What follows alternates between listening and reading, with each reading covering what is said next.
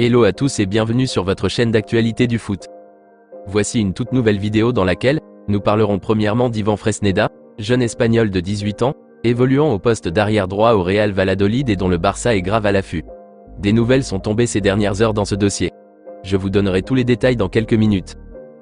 Ensuite, nous parlerons d'Ansu Fati, qui s'est remis immédiatement au travail plus que jamais, juste après la confirmation du club qu'il ne sera ni vendu ni prêté et qu'il restera bel et bien la saison prochaine. Après nous parlerons aussi du désaccord qui vient de surgir ces dernières heures entre le tacticien catalan Xavi Hernandez et son président Joan Laporta, pour le souci du remplaçant idéal pour Sergio Busquets.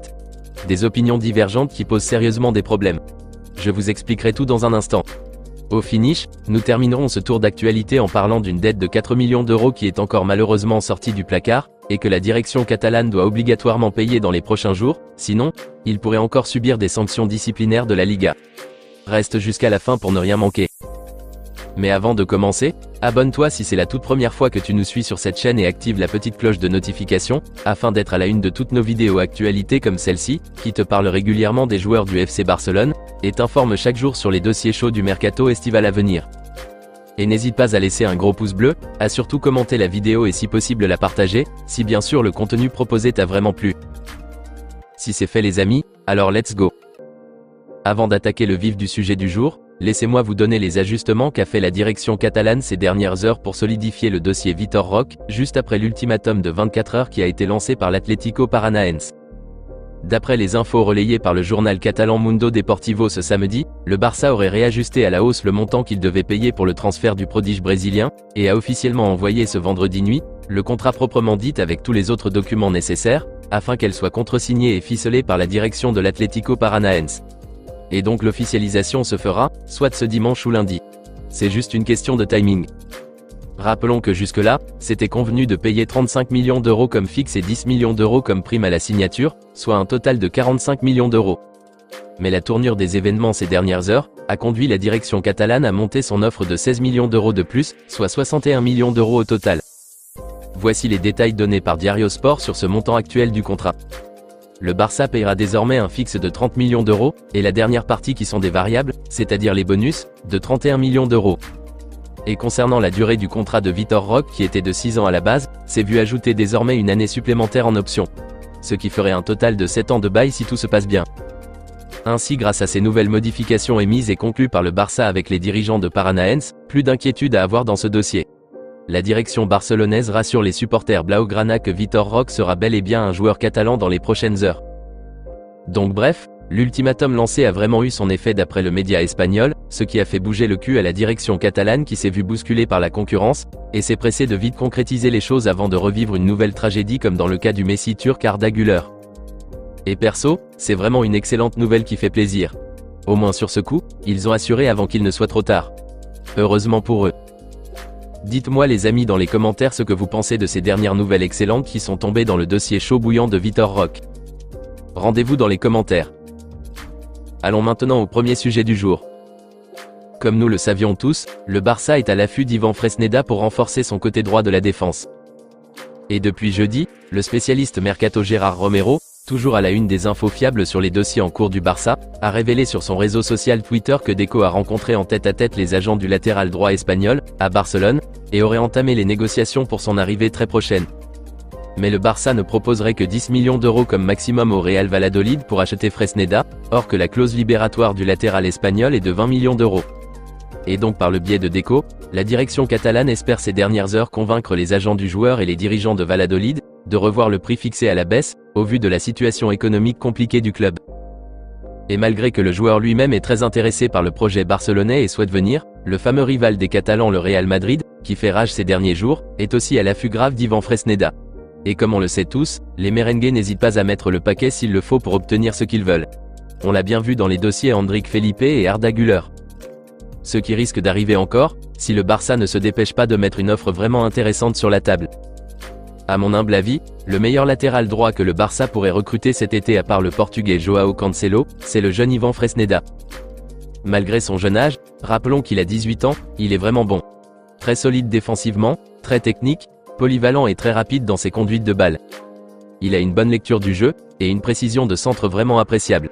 Ce n'est pas pour rien que le Real aussi est très intéressé par lui. ce qui prouve qu'il est vraiment bon. Donc j'espère très sincèrement que la direction catalane fera tout son possible pour finaliser ce transfert et ne plus laisser le Real Madrid arracher cette pépite là aussi. En tout cas la presse catalane, elle, affirme que le dossier serait en bonne voie d'être concrétisé très prochainement. Espérons que cela n'arrive très bientôt. Dites-moi les amis dans les commentaires ce que vous en pensez d'Ivan Fresneda, et si vous trouvez qu'il serait le latéral droit idéal pour renforcer ce côté droit de la défense barcelonaise. Pensez-vous que le Barça réussira à l'enrôler cette fois-ci devant le Real? N'hésitez pas à réagir dans la barre des commentaires. Hâte d'avoir plus de nouvelles à ce sujet dans les jours qui viennent. Nous continuons ce tour d'actualité en parlant d'Ansu Fati. Suite à la décision du Barça de le garder et non la prêter ou la vendre cet été, l'ailier gauche espagnol s'est vite mis au travail pour mieux affronter la saison prochaine. D'après les infos recueillies par le quotidien catalan Mundo Deportivo ce samedi matin, juste après avoir disputé 64 minutes avec la Rora en Ligue des Nations, l'ailier de 20 ans s'est automatiquement mis au travail individuellement, en faisant des exercices physiques intenses et réguliers, axés sur la puissance et la solidité sur le ballon, et ceci sous la supervision d'un coach personnel.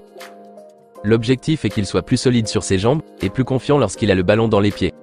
Ce qui l'aiderait énormément à ne plus vite se blesser. Malgré qu'il n'est pas assuré par Xavi d'une place de titulaire dans le 11 de départ qu'il mettra en place pour la saison prochaine, Ansu Fati veut faire de son mieux pour soigner sa préparation, afin d'être au top pour la saison prochaine, et ainsi mériter le plus de temps de jeu possible, et mettre plus que ses 10 buts marqués cette saison écoulée. Ce lundi 10 juillet 2023 sera la reprise des Catalans. Et Fati veut vraiment faire bonne impression à Xavi, pour mettre toutes les chances de son côté d'être titularisé. Dites-moi dans les commentaires ce que vous pensez de l'attitude qu'affiche Ansu Fati, et si vous trouvez qu'il pourrait revenir au top ou au niveau la saison prochaine. Vos avis dans les commentaires. Parlons maintenant du désaccord qui s'est produit entre Joan Laporta et Xavi. D'après la presse catalane, Joan Laporta et ses acolytes de la direction, après mûre réflexion, veulent garder Nico González dans l'effectif cet été, pour qu'il puisse jouer la saison prochaine. Et d'ailleurs les directeurs sportifs messieurs Matteo Alemany et Deco, souhaitent aussi que le jeune milieu de terrain de 21 ans, très prometteur et qui a réalisé une saison remarquable à Valence reste à Barcelone cet été, et que sa polyvalence à plusieurs postes puisqu'il peut évoluer comme milieu relayeur et milieu récupérateur ou défensif, et qu'il pourrait être très bénéfique à l'effectif surtout en cette période de difficultés financières, où le remplaçant idéal pour Sergio Busquets n'est pas encore trouvé. Mais à la grande surprise, le tacticien catalan Xavi Hernandez aurait refusé de garder Nico dans l'effectif pour la saison prochaine, et qu'il n'est pas dans son plan. Il souhaite plutôt la venue d'un renfort avec plus de maturité et d'expérience sur la scène européenne. D'où le désaccord. Et face à cette situation, la direction catalane s'est apparemment inclinée devant les souhaits de Xavi, puisqu'elle prévoit de mettre une fois de plus Nico González sous prêt, mais cette fois-ci pas chez Valence, mais plutôt au Real Betis. Et personnellement, je ne comprends pas pourquoi Xavi aurait refusé que Nico González ne reste. Quand moi j'ai observé tout ce qu'il a produit comme jeu au cours de cette saison à Valence, c'était pas mal du tout. Moi je ne trouve aucun inconvénient pour qu'il reste au moins pour cette nouvelle saison. Mais hélas, Xavi lui, n'est pas dans ce mood. Lui il réclame un milieu défensif mature et expérimenté. Dites-moi les amis dans les commentaires ce que vous en pensez de tout ça, et si vous trouvez aussi que Nico González devrait rester cet été au Barça, ou être prêté encore. N'hésitez pas à réagir dans la barre des commentaires. Dans tous les cas, nous verrons dans les prochains jours si Nico González restera en Catalogne, ou s'il ira au Real Betis. Nous terminons cette vidéo en parlant d'une dette inattendue qui refait surface ces dernières heures au Barça. D'après les révélations de la station radio espagnole Cadena Ser, le Barça doit à l'heure actuelle 4 millions d'euros au FC Valence, même après le transfert de Norberto Neto l'été dernier vers Bournemouth FC en Première Ligue. Et selon les explications fournies, lors de l'achat du gardien brésilien au FC Barcelone en été 2019 à l'époque de Bartomeu, il était convenu entre les deux directions qu'une partie des 26 millions d'euros convenus lors du transfert de Neto, soit versée en de petits versements payables ultérieurement. Mais sauf que, Bartomeu et ses acolytes de l'époque n'ont jamais terminé de payer la totalité des 26 millions d'euros depuis ce temps, jusqu'à l'été dernier où le Barça s'est séparé du joueur et l'a vendu à Bournemouth. Laporta et sa direction estimaient ne rien devoir à Valence l'été dernier lors de la résiliation du contrat de Neto et son départ vers l'Angleterre.